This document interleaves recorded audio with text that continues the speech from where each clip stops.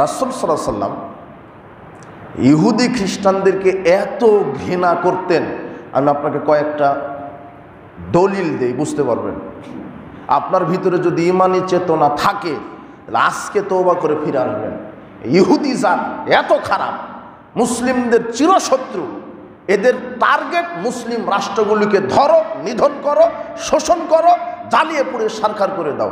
এই জন্য ইহুদি এই সন্ত্রাসবাদেরা মুসলিম রাষ্ট্রগুলিকে অন্যায়ভাবে আক্রমণ করছে, জবরদস্তি করছে, জমি দখল করছে, মসজিদ ভাঙছে, মুসলিম নারী পুরুষকে হত্যা করছে। আর আপনি তাদের আদর্শ মানেন।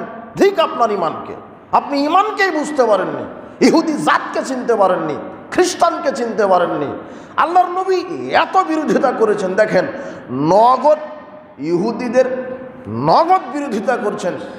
কয়েকটা দেখাই, আপনি তার চামচামি করেন কেন? রাসূল সাল্লাল্লাহু আলাইহি সাল্লাম যখন মদিনায় গেলেন, কাদিমাল মদিনা, যখন তিনি মদিনায় গেলেন, লাহুম ইয়াওমানে ইয়ালআবুনা ফিহিমা, মদিনায় ইহুদিদেরকে দেখলেন যে তারা 2 দিন আনন্দ উৎসব করছে, 2 দিন আনন্দ উৎসব করছে। রাসূল সাল্লাল্লাহু আলাইহি ওয়াসাল্লাম তাদেরকে জিজ্ঞাসা করলেন, মা হাযানিল ইয়াওমান, তোমরা এই 2 দিন কি করো? তখন তারা বলছে যে কুন্না নালআবু ফিহিমা ফিল জাহেলিয়া, আমরা জাহেলি যুগ থেকে এইভাবে 2 দিন আনন্দ উৎসব করে থাকি। তখন রাসূল সাল্লাল্লাহু আলাইহি ওয়াসাল্লাম সহ্য করতে না পেরে বলছেন, শোনো, কাদ আবদালাকামুল্লাহু বিহিমা খায়রাম মিনহুমা, আমি মুহাম্মদ সাল্লাল্লাহু আলাইহি ওয়াসাল্লাম তোমাদের এই 2 দিনকে আজকে বাতিল ঘোষণা করলাম। আল্লাহ তোমাদের এই 2 দিনকে বাতিল করে দিলেন। আর আল্লাহ তোমাদেরকে 2 দিন দিয়েছেন, নির্দিষ্ট দিন। সেটা কি? এই মদিনাতে যদি তোমাদের থাকতে হয় তাহলে ইসলাম কবুল করে এই 2টা দিন উৎসব পালন করতে হবে। এক ঈদুল আজহা, ঈদুল ফিতর। রাসূল সাল্লাল্লাহু আলাইহি ওয়াসাল্লাম ইহুদি খ্রিস্টান বা কোনো মুশরিকদের আদর্শকে সহ্য করতেন না। আর একটা ঘটনা বলি, রাসূল সাল্লাল্লাহু আলাইহি ওয়াসাল্লাম বলছেন, কারো মুখে যদি সাদা দাড়ি দেখতে পেতেন, রাসূল সাল্লাল্লাহু বলতেন, এই শোনো, ইন্নাল ইয়াহুদা ওয়ান নাসারা লা ইয়াসবুগুন, ইহুদি খ্রিস্টানরা দাড়িতে রং করে না। ফাখালিফুহুম, তোমরা তাদের বিরোধিতা করো, সাদা দাড়িকে রং করে দাও, কালো খেজাব ব্যতীত। দেখেছেন? মানে একটা তুচ্ছ, এটা তুচ্ছ না, গুরুত্বপূর্ণ একটি সুন্নাহ দাড়িকে রাঙানো। কিন্তু তিনি সহ্য করতে পারতেন না। ইহুদি খ্রিস্টানরা যেটা করবে তার বিপরীত তিনি করতে চাইতেন। এটা বোঝাতে চাচ্ছেন সাহাবীদেরকে, এটা ইহুদি খ্রিস্টান এই সাদা দাড়ি রাখে, তুমি কালার করে ফেলো, তবে কালো খেজাব দিবে না। রাসূল সাল্লাল্লাহু আলাইহি ওয়াসাল্লাম বলছেন, ইয়াকুনু কওমুন ইয়াখদিবুনা ফি আখিরিজ জামান, শোনো, এমন একটা জামানা আসবে, শেষ জামানার কিছু মানুষ দাড়িতে কালো খেজাব লাগাবে, কাহাওয়াসিলিল হামাম, কবুতরের বুকে যে কালো মিশমিশে কালো পাখনা থাকে, এরকম দাড়িতে কালো খেজাব লাগাবে। লা ইয়ারিহুনা রাইহাতাল জান্নাহ, এরা জান্নাতে তো যাবে না, জান্নাতের সুগন্ধিও পাবে না। ভালো ভালো মানুষ, হাজী সাহেব গাজী তাহাজ্জুদ পড়ে, কিন্তু চাচ্ছে না যে আমি এখনই বুড়া হই, বয়স হয়ে গেছে 80, কিন্তু দাড়িতে কালো খেজাব দিতে চাচ্ছে। ও হজ ওকে জান্নাতের সুগন্ধিও দিতে পারবে না, জান্নাত তো বহু দূরের কথা। তবে রাসূল সাল্লাল্লাহু আলাইহি ওয়াসাল্লাম বলছেন, তোমরা দাড়িকে কালার করো, কালো ব্যতীত সব, আপনার হলুদ, আপনার লাল, আপনার যা আছে, নীল, যা আছে সব কালার করেন। তবে যেটা সমাজে কায়েম আছে কি, মেহেদি কালার, তাই না, সেটাই দিবেন। আপনি আমার অযথা নিজেকে আবার আলাদা একটা কালার দিয়ে চিহ্নিত করতে চান না। সমাজে যেটা কায়েম থাকে সেটা করাই উত্তম। আমি বোঝাতে চাচ্ছি যে তিনি কথায় কথায় ইহুদি খ্রিস্টানের বিরোধিতা করতে বলছেন, কথায় কথায় তিনি কথায় কথায় ইহুদি খ্রিস্টানের বিরোধিতা করতে বলছেন। তাদের মতবাদ, তাদের আদর্শ, তাদের নীতি, তাদের কৃষ্টি কালচার, তাদের বিপরীতে মুসলিমদেরকে চলতে বলছেন। আর আমরা কোথায় চলছি? শুধু কি তাই? ইহুদিরা একটা দিনকে মূল্যায়ন করে বড় দিন হিসেবে মূল্যায়ন করে, যদিও এটা কোরআন হাদিসের অনুকূলে ঠিক। আপনাকে দেখাই সেটা। ইহুদিরা একটা দিনকে খুব বড়ভাবে মূল্যায়ন করে। সেটা কি? আব্দুল্লাহ ইবনে আব্বাস রাদিয়াল্লাহু আনহু বলছেন, হাইনা সামা রাসূলুল্লাহ সাল্লাল্লাহু আলাইহি ওয়াসাল্লাম ইয়াওমা আশুরা। রাসূল সাল্লাল্লাহু আলাইহি ওয়াসাল্লাম যেদিন আশুরার দিন আশুরার সিয়াম রাখলেন, ও আমারা বিসিয়ামিহি, ইবনে আব্বাস বলছেন তিনি নিজে সিয়াম রাখলেন, আমাদেরকে সিয়াম রাখার নির্দেশ দিলেন যে তোমরা আশুরার 10 মুহররম সিয়াম রাখো। এটা মুহররম মাস যাচ্ছে না, আর আজকে মুহররমের 8 তারিখ, আগামীকাল 9, তারপরে 10, কি শনিবারে কি 9, রবিবার 10।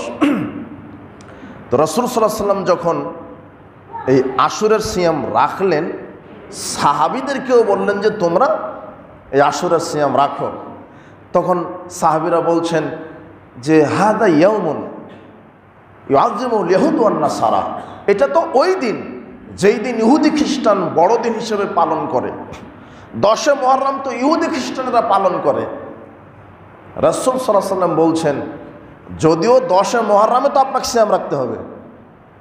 বুঝেননি মনে হয়? কেন সিয়াম রাখবেন সেটা বলবো ইনশাল্লাহ।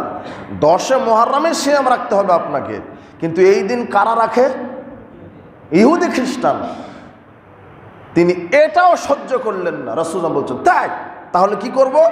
লা ইন বাকিতু ইলা কাবিলিন লা সুমান্নাত তাসিয়া, তাহলে আমি যদি আগামী বছর বেঁচে থাকি তাহলে 9 তারিখ আগে একটা রেখে দিব। 9 তারিখে রাখবো কেন? ওটা হবে ইহুদি খ্রিস্টানের বিরোধিতা, আর 10 তারিখে রাখবো এটা আল্লাহর শুকরিয়া। দেখেছেন ইহুদি খ্রিস্টানের কতটা বিরোধী ছিলেন রাসূল সাল্লাল্লাহু আলাইহি ওয়াসাল্লাম। 10 তারিখে তারা করতো, এটা বিধানটা ঠিক। কেন? এই 10 মুহররম আল্লাহ সুবহানাহু ওয়া তাআলা ফেরাউন এবং তার জাতিকে ডুবিয়ে মেরেছিলেন, আর মূসা এবং তার অনুসারীদেরকে আল্লাহ নাজাত দিয়েছিলেন। এই শুকরিয়া স্বরূপ মূসা আলাইহিস সালাম এবং তার সাথীরা সিয়াম রেখেছে। রাসূল সাল্লাল্লাহু আলাইহি ওয়াসাল্লামও রেখেছেন, তার উম্মাহকে রাখতে বলেছেন। তবে এই মুহররমের সিয়ামের সাথে শাহাদাতে হোসাইনের অনুপরিমাণ কোনো সম্পর্ক নেই, যেটা এই ভারত বাংলাদেশ উপমহাদেশে 10 মুহররম উদযাপিত হয় একটা বেদাতি দিন হিসেবে, এটা বেদাতি আমল হিসেবে। অধিকাংশ নারী পুরুষের আকীদা যে 10 মুহররম সিয়াম রাখতে হবে শাহাদাতে হোসাইনের নিয়তে, অথচ শাহাদাতে হোসাইনের সাথে 10 মুহররমের অনুপরিমাণ সম্পর্ক নেই। হ্যাঁ, ঘটনাচক্রে হোসেন কারবালার মাঠে শহীদ হয়েছিল, সেই তারিখটা ছিল মুহররমের কয় তারিখ? এই 10 তারিখেই। কিন্তু শরীয়ত তো পরিপূর্ণ হয়ে গেছে হোসেন রাদিয়াল্লাহু আনহুর মৃত্যুর 50 বছর আগেই। মুহাম্মদ সাল্লাল্লাহু আলাইহি ওয়াসাল্লাম মৃত্যুবরণ করার 50 বছর পরে হুসাইন কোথায় শহীদ হয়েছেন? কারবালায়। তো মুহাম্মদ সাল্লাল্লাহু আলাইহি ওয়াসাল্লাম 50 বছর পরে কি আবার নতুন করে শরীয়ত কেউ ঢোকাতে পারবে? না। আমরা 10 মুহররমের সিয়াম রাখবো কেন? নাজাতে মূসার শুকরিয়া, যে এই দিন ফেরাউনকে ডুবিয়েছেন, মূসাকে বাঁচিয়ে দিয়েছেন। এই শুকরিয়া স্বরূপ মূসা আলাইহিস সালাম নিজে সিয়াম রেখেছেন এবং তার সাথীদেরকে সিয়াম রাখতে বলেছেন। তারই অনুপ্রেরণায় এটা কিন্তু মুহাম্মদ সাল্লাল্লাহু আলাইহি সাল্লামের শরীয়তেরও সিয়াম না। কোন নবীর শরীয়তের সিয়াম এটা? মূসা আলাইহিস সালাম। শুধু কি তাই? মূসা আলাইহিস সালাম নিজে রেখেছেন, তার সাথীবর্গ রেখেছেন। এরপরে তার মাঝে কোনো নবী এসেছিলেন কিনা আল্লাহ জানেন। তারপরে আসছেন ঈসা আলাইহিস সালাম। কে? ঈসা আলাইহিস সালাম। তিনি এই নাজাতে মূসার নিয়তে সিয়াম রেখেছেন, তার সঙ্গী সাথীরা সিয়াম রেখেছেন। তারপরে আসছে মুহাম্মদ সাল্লাল্লাহু আলাইহি ওয়াসাল্লামের কাছে। কথা বুঝেছেন? এই সিয়ামের সাথে মুহাম্মদ সাল্লাল্লাহু আলাইহি ওয়াসাল্লামের শরীয়তেরও কোনো সম্পর্ক নাই। হোসাইনের শরীয়ত তো বহু দূরের কথা। কথা বুঝেননি মনে হয়? মুহাম্মদ সাল্লাল্লাহু আলাইহি ওয়াসাল্লামের শরীয়তের সম্পর্ক নাই মানে উনি এটা অনুমোদন দিয়েছেন যে তোমরা করো, আমি করছি, তোমরা করো। কেননা এই দিন মূসা আলাইহিস সালামকে আল্লাহ বাঁচিয়েছেন, মূসা আলাইহিস সালাম সিয়াম রেখেছিলেন, তাই আমাদের করতে হবে।